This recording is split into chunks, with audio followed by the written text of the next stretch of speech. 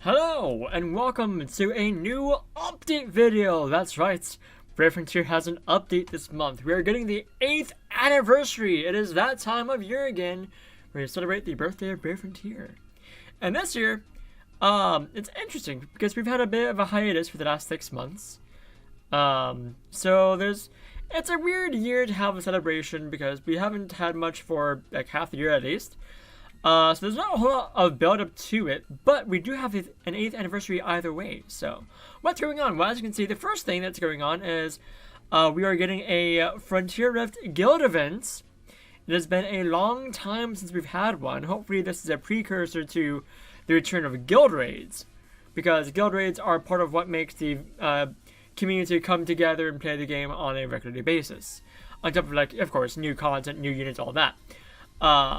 But a guild event is always nice. This is a rerun of a guild event, one that's happened a good while ago. It's one of the, I think it might be one of the first guild events for Frontier Rift.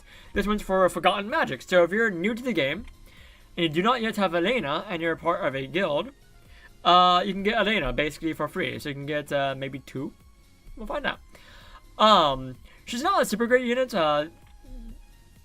but she's pretty neat. She's good for like a budget option for recast on UBB, but there are better units out there for just recast on UBB in general, and there's a better strategy utilizing that anyway. So, but the main reason why I went to do this is for the Rift Memento token, so you can get more stuff from the Frontier Rift Event Bazaar. So that's very much worthwhile to do. If you're not part of a guild, then try and follow them beforehand, because I don't think you can do the guild stuff if you join a guild after the event starts. So try to do that before it happens. Up next is the logging campaign. This is very similar to the logging campaign we've gone for the past few months.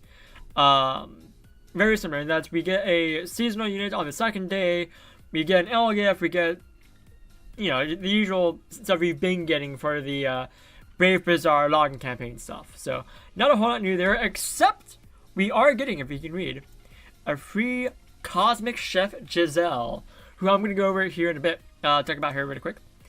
So all the information is right here on all you can get from the event, from this logging campaign.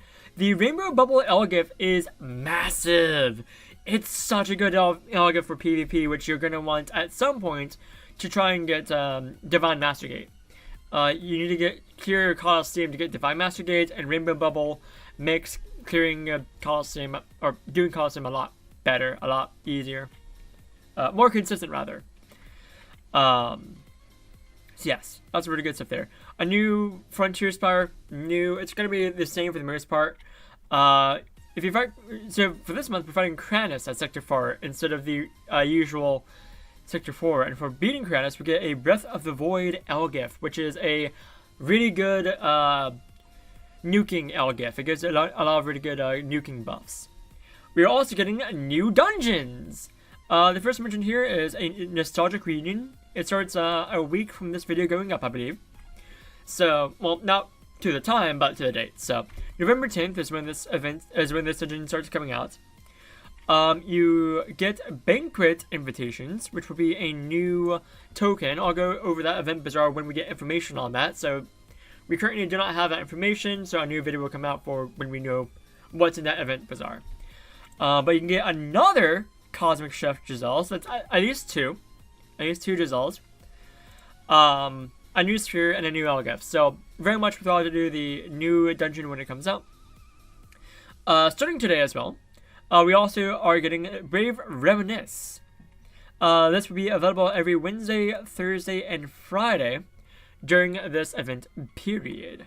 And you definitely want to do this, because every time you do it, you get Anniversary Classical Summon tickets, which are okay. We'll go over that summon gates here in a bit in this video as well. So keep that in mind. It's very much worthwhile to do, especially if you're a new player and getting into the game for the first time, or a returning player getting back into the game.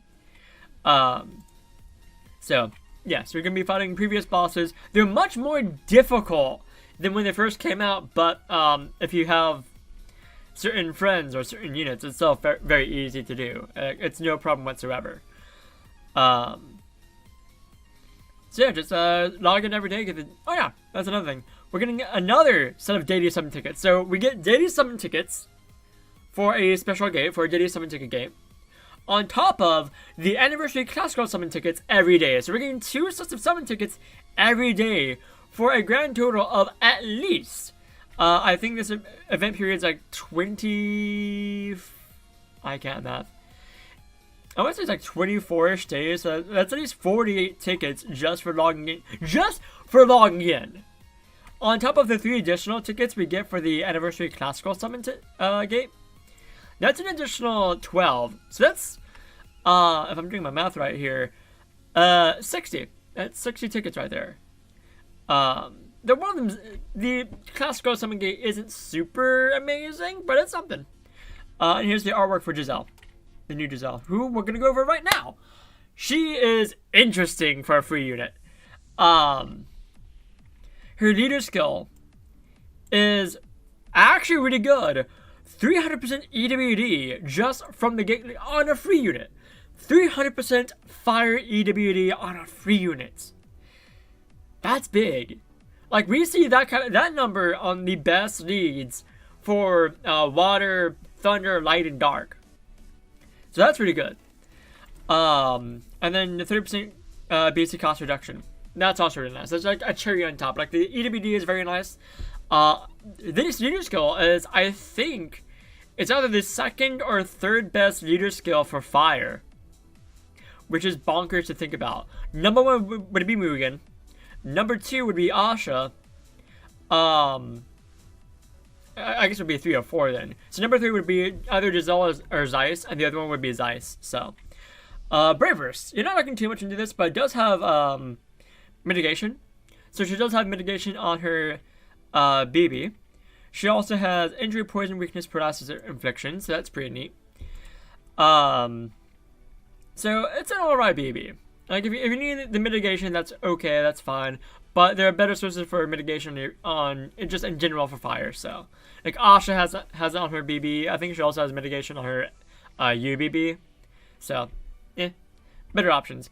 SBB though, this is where things start getting interesting, because there's something you should keep in mind. It is a double attacking SBB, just as is, with one AOE, 1 single targeting. Let's see, we get fire EWD. It's not the highest amount. 200%'s not bad. It's pretty good. But that's really all you're getting from the SBB. Base-wise, that is. UBB is also alright, I guess. You don't get a whole lot out of it, really. Crit rate's very nice to have. That helps you get to 100% crit rate. Damage against highest effective foes is damage taken fill is BB gauge. That's 50 BC. That's interesting. And damage restores HP. Oh, that's... Ooh. You get your HP back from the damage you take. That's actually really nice. Ooh, neat. Extra skill. So we know that the sphere we're getting is called Summoner's Special. That's all we know about the sphere at this present moment. We don't know what it does. We don't know what type of sphere it is. We just know it's called Summoner's Special. Because that's, yeah. Or a spark type sphere to get the 200% status effective foes damage. DOT mitigation for all allies is pretty nice. She has... nothing super amazing. She does get status element removal and attack defense recovery reduction removal added to BBS. That's neat, I guess. Okay. Means you don't need Lament of Dread or Masked Steel Will for your fire squads. She has 3 DBBs, a 1 with Light Cryanus. Let's see, what's it got? Mainly looking at offensive buffs, so it's got spark damage, and that's about it. Yeah, not a whole lot else on that Nova. I mean, Nova's still really nice because it's gonna be big damage right there. We also have Magma with Sunkissed Titheth, which has all elemental damage, not just fire. Revive, I guess? OD HPL is pretty nice. I mean, critical hit rate's nice, I guess, but you're gonna get critical hit rate cap very easily with LS, ESs, spheres, enhancements, UBBs, SBBs. That's not a big deal. And then Pyre with Berserk Ezra. So we have critical hit rate once again, own spark damage.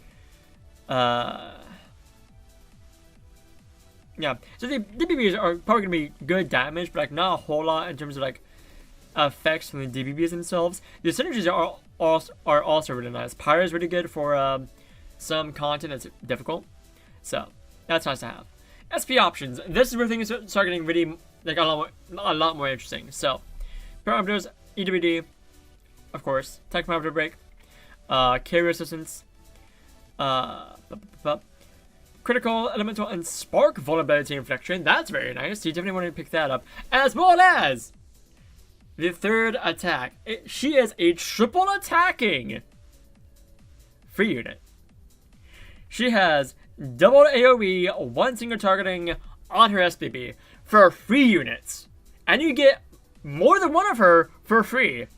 She is amazing just for that alone. So if you are having trouble with your fire squad, if you do not have a lot of nuking units for your fire squad, and you're playing right now, you're gonna get this Giselle for free. You can get a second Giselle for free, and maybe at least a third Giselle for free, just for doing the event, just for logging in, for doing everything. You're gonna get 3 of the same nuking unit, which is really good for sparking.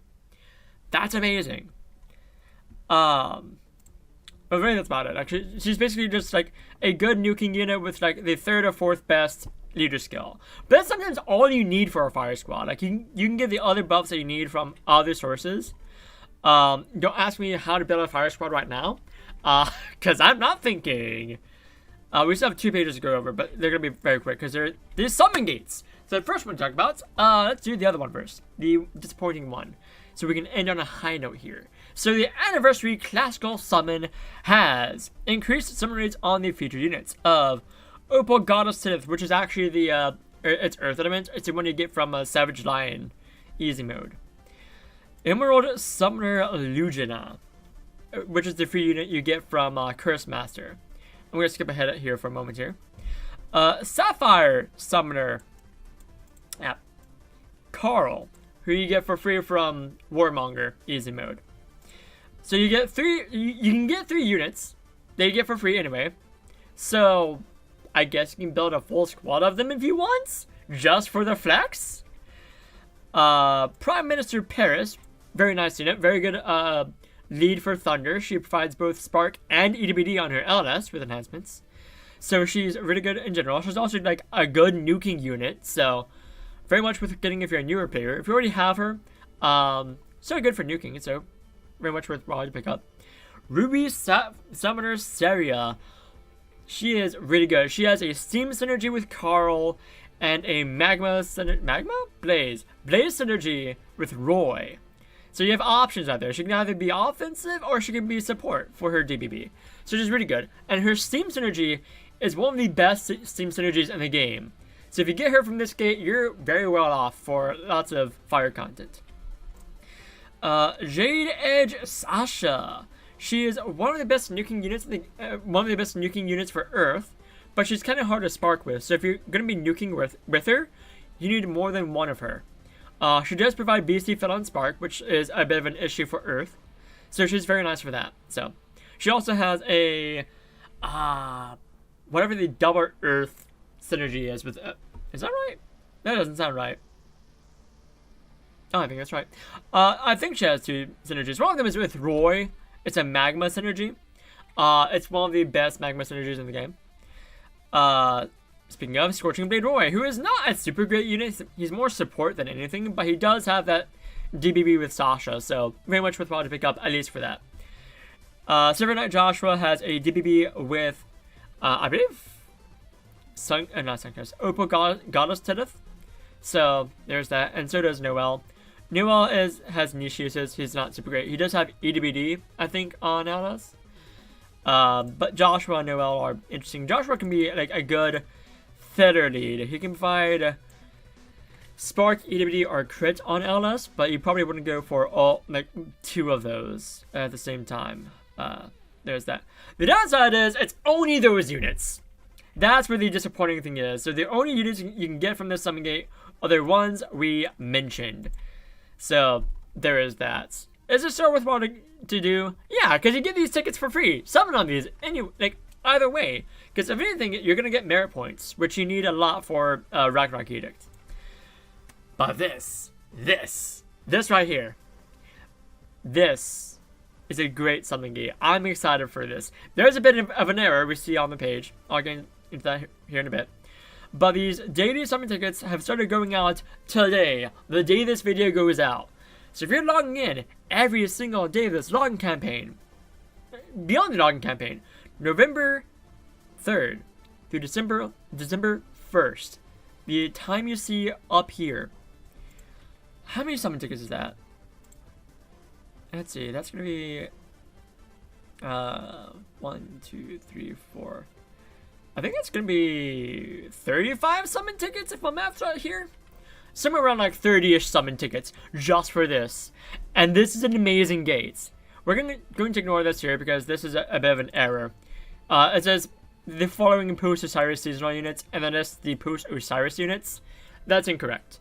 I'll leave a link in the description down below that leads to the list of units that are summonable in the regular summon gate. And you just click on the post-Osiris seasonal units. And the reason why that's important is because look at these rates! These rates are so good! There are 3 featured units. Credits Argent, Sunkist, Tenth, and Berserk Ezra, which kind of tells me a little bit that we're not getting a new summonable unit from this. The only new unit we're getting is Cosmic Chef Giselle. But maybe the strangers, who knows? We don't know yet. The event just started today, so not a whole lot of information out there. But the post-Osiris seasonal units, one of the best pull in the game. You have a 14% chance of summoning on. These are some of the best units in the game. You have Maron here, you have Luro, you have Kisrai, you have Leva, you have, I'm forgetting someone, Phaedra. All the best leads for Water, Thunder, Light, and Dark are in this, as well as some really good New King units, as well as the Vortex Arena Season 5 units, including Rhine, Alfie, Kahiki. All of them are part of this gate, are part of this pool. 14% chance of pulling from this pool. That is amazing. I'm excited. On top of that, because keep in mind, that's normally a 6% chance to pull from. The post-Osiris units, which are actually these units up here, 38% chance of pulling from. That's normally a 10% chance. That's over 3 times as likely. That's nearly 4 times more likely to pull on from this pool than how you normally is. That's big. That's big, which means less than 50% of the time you're getting pre-Osiris units. These are the units that have been in the game for the longest time for global exclusives. So the fact that you're putting them less than 50% of the time is big. It's massive. I'm excited. I cannot get over this. It is a really good time to play the game this month. If you wanted to pick any one month during this hiatus to play, it is this month for sure, because these rates are insane. So with that, the TLDR for this is log in every day during this login campaign, during this event, which is today, starts today, day this video goes out, November 3rd, it's a Wednesday, all the way to December 1st, which I believe is also, the end of a Tuesday, because December 1st is, actually no, that's another Wednesday. So all the way to December 1st, which is another Wednesday, the first Wednesday of December. Log in every day, get all the summon tickets, do all the dungeons, do the Vortex dungeons, get the tokens. We'll go over the Event Bazaar in another video once we actually know what's in it, because we do not have that information. But with that, thank you guys once again for visiting the Grand Gaia Library. See you guys in the next one. Bye!